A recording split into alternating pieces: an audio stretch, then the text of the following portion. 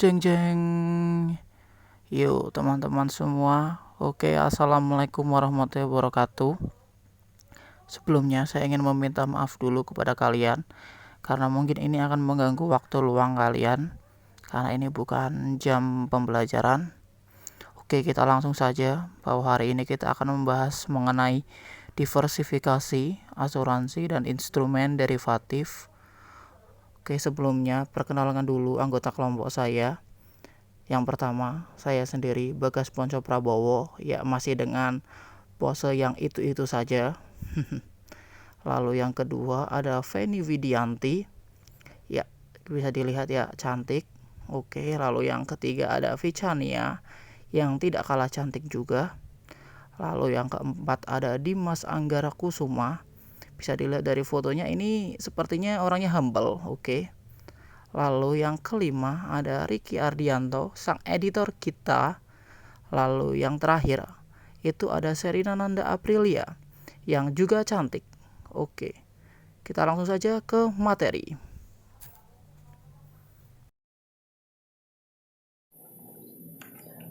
Kita mulai dari pengertiannya terlebih dahulu.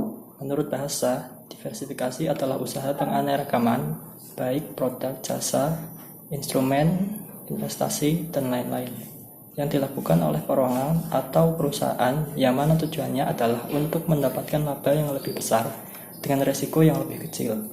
Dalam hal ini, karena kita mengambil konsentrasi manajemen keuangan, maka yang kita bahas di sini adalah bagaimana diversifikasi jika diimplementasikan dalam suatu portofolio. Nah, sesuai dengan tujuannya, diversifikasi memiliki dua tujuan utama, yaitu yang pertama adalah mengurangi resiko return atau yang biasa kita sebut sebagai capital loss dari masing-masing instrumen investasi yang ada dalam portofolio kita. Lalu yang kedua adalah untuk mendapatkan return investasi atau yang biasa kita sebut dengan capital gain yang lebih besar dengan diberlakukannya diversifikasi pada portofolio kita. Lalu selanjutnya kita akan membahas bagaimana cara kita menentukan diversifikasi pada portofolio kita, yaitu dengan yang pertama ada yang namanya aset independen. Misalnya portofolio dengan N aset yang independen satu dengan yang lainnya. Maksudnya di sini adalah instrumen investasi satu dengan lainnya tidak memiliki korelasi atau keterkaitan. Risiko aset diukur dengan standar deviasi, sehingga tingkat keuntungan aset yang diharapkan dan risiko aset tersebut adalah tingkat keuntungan diharapkan, rumusnya adalah sigma R sama dengan RI1 dikali W1 ditambah R N dikali WN, di mana sigma R adalah total return ekspektasi, RI adalah return dari instrumen 1, W1 adalah berapa persentase uang yang kita investasikan untuk instrumen 1, dan seterusnya sampai dengan instrumen ke N.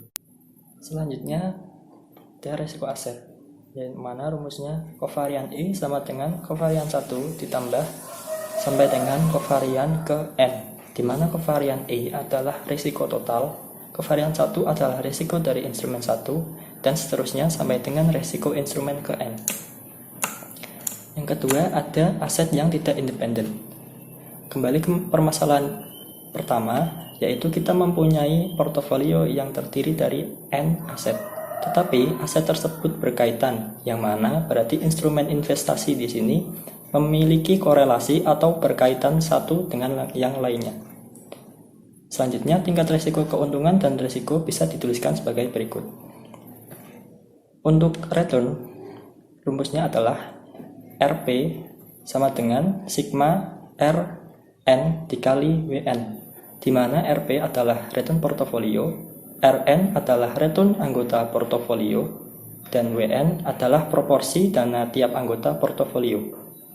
Selanjutnya, ada risiko portofolio, yang mana rumusnya adalah kovarian aset N sama dengan sigma WN pangkat 2 dikali kovarian N pangkat 2 ditambah 2 kali WN dikali RN dikali kovarian N pangkat 0,5, yang mana adalah WN sama dengan proporsi dana anggota portofolio, Rn adalah korelasi antar anggota portofolio dan kovarian N sama dengan risiko tiap aset portofolio.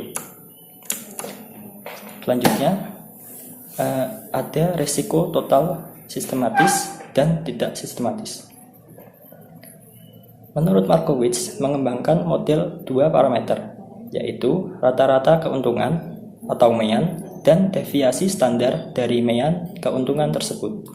Rata-rata tingkat keuntungan merupakan tingkat keuntungan yang diharapkan, sedangkan deviasi standar merupakan indikator risiko.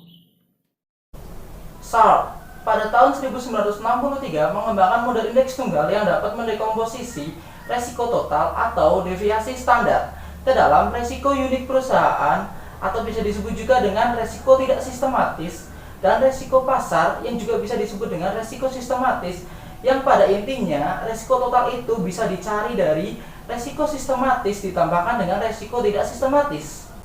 Ya, sekarang kita masuk ke dekomposisi resiko total. Resiko total dapat didekomposisi ke dalam resiko sistematis dan resiko tidak sistematis menggunakan formula berikut ini. Deviasi standar I kuadrat sama dengan beta I kuadrat dikalikan deviasi standar market kuadrat ditambah deviasi standar error kuadrat, di mana beta I sebagai resiko sistematis dan standar errornya itu sebagai resiko tidak sistematis. Resiko sistematis dan resiko tidak sistematis dihitung melalui regresi dengan model pasar atau market model, di mana RI sama dengan alfa I ditambah beta I dikalikan return market ditambahkan residual I. Keterangannya di mana RI itu return aset I dan alfa I merupakan intercept, beta I itu koefisien regresi atau resiko sistematis, RM itu return pasar atau return market, sedangkan EI itu residual. Salah satu output dari hasil regresi adalah varian error yang dapat digunakan sebagai indikator resiko tidak sistematis. Ya, sekarang kita masuk ke pertimbangan lain. Yang pertama yaitu skala ekonomi. Skala ekonomi berangkat dari filosofi lebih besar, lebih baik. Contohnya, jika kita memesan barang dalam jumlah yang besar, kita akan memperoleh potongan kuantitas atau harga yang lebih rendah. Jika harga per unit kita hitung, maka kita akan memperoleh harga yang lebih rendah dibandingkan jika kita membeli dalam jumlah yang kecil. Yang kedua, skop ekonomi. Skop ekonomi mengacu pada sinergi yang bisa diperoleh jika perusahaan memproduksi dua produk atau lebih dengan menggunakan input yang sama. Nah, di sini saya akan menjelaskan apa sih itu asuransi. Asuransi merupakan salah satu teknik untuk mengelola risiko. Asuransi bisa dipandang sebagai alat untuk mentransfer risiko ke pihak lainnya. Selain itu, asuransi mengakumulasi dana dari individu yang berkaitan dengan kerugian yang timbul. Dengan pengertian seperti itu, maka asuransi bukan hanya mentransfer risiko, tetapi juga sharing kerugian. Untuk yang selanjutnya ada karakteristik asuransi. Perusahaan asuransi menggunakan the law of large number sebagai dasar dari operasi mereka. Hukum tersebut dalam konteks asuransi mengatakan bahwa semakin banyak eksposur atau risiko yang serupa, semakin kecil penyimpangan kerugian yang terjadi dari kerugian yang diperkirakan. Nah, ada dua masalah yang melekat dalam kontrak asuransi, yaitu problem moral hazard dan adverse selection. Untuk yang selanjutnya ada risiko yang bisa diasuransikan, seperti untuk yang pertama, kerugian karena risiko bisa ditentukan dan diukur. Untuk yang kedua, risiko yang mempunyai kemiripan dan banyak. Untuk yang ketiga, kerugian harus terjadi karena ketidaksengajaan atau karena kecelakaan. Untuk yang keempat, kerugian tidak diakibatkan oleh bencana kerugian yang besar. Dan untuk yang terakhir, probabilitas terjadinya kerugian tidak terlalu tinggi. Selanjutnya yaitu prinsip asuransi. Ada beberapa prinsip dasar asuransi. Yang pertama yaitu Principle of Indemnity atau ganti rugi. Dalam hal ini, penanggung akan mengembalikan posisi keuangan nasabah jika terjadi suatu resiko ke posisi sebelum terjadinya risiko itu. Contohnya yaitu dalam asuransi kesehatan. Ketika seseorang mengalami musibah sakit, maka perusahaan asuransi akan membayarkan biaya rumah sakit tersebut sesuai dengan tagihan yang telah dibayarkan sebelumnya. Selanjutnya yaitu Principle of Insurable Interest atau kepentingan untuk diasuransikan. Dalam hal ini, seseorang dapat mengasurasikan sesuatu apabila memiliki hubungan secara ekonomi serta diakui secara hukum. Contoh, seorang pebisnis boleh mengambil asuransi kebakaran untuk toko miliknya. Atau dalam hubungan keluarga, seseorang dapat mengambil asuransi jiwa atau asuransi kesehatan untuk anggota keluarganya.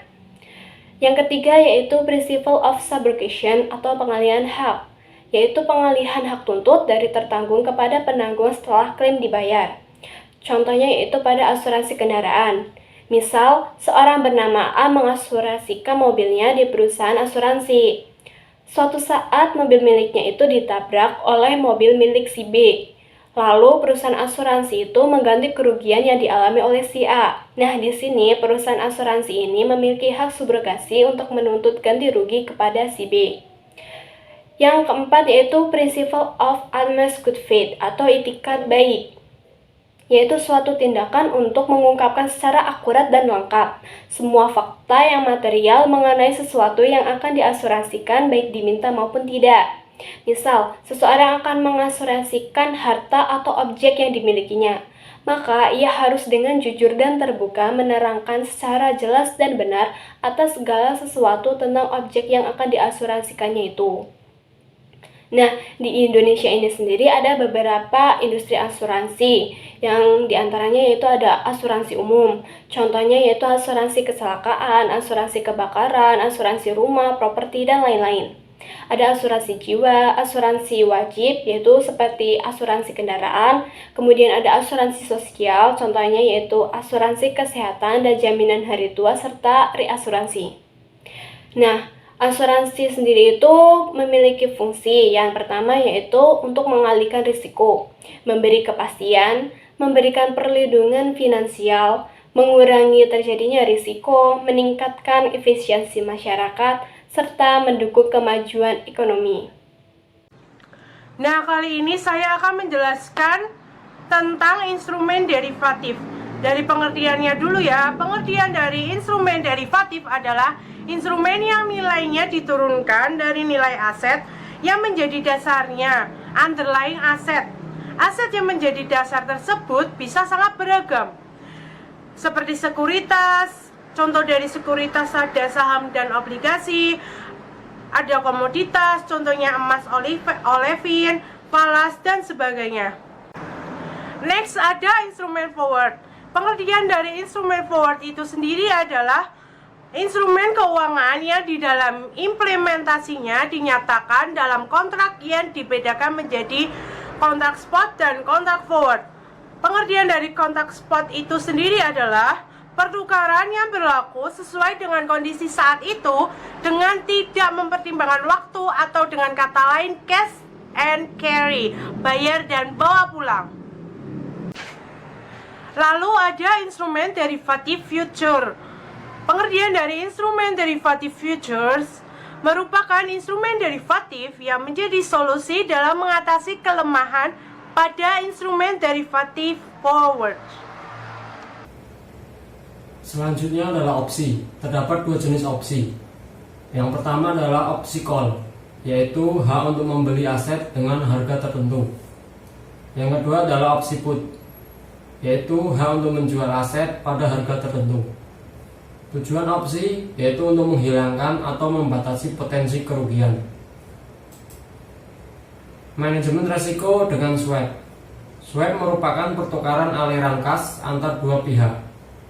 Swap dapat digunakan untuk restrukturisasi aset sedemikian rupa sehingga resiko perubahan tingkat bunga berkurang.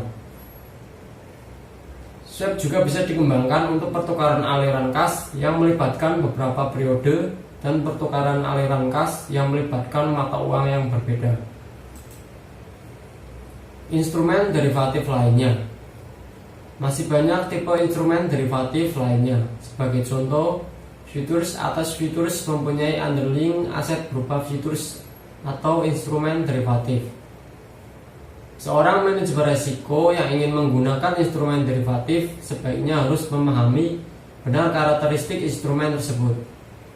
Biasanya, ketidaktahuan akan karakteristik yang menyebabkan terperangkap dalam kesulitan yang berkaitan dengan instrumen derivatif.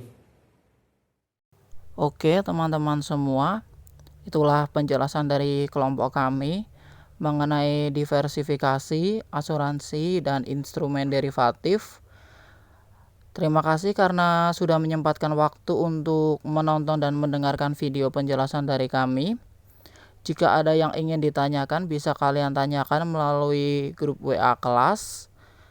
Ya, dan saya juga ingin meminta maaf apabila dalam penjelasan kami tadi ada kekurangan ataupun kesalahan. Oke, wassalamualaikum warahmatullahi wabarakatuh.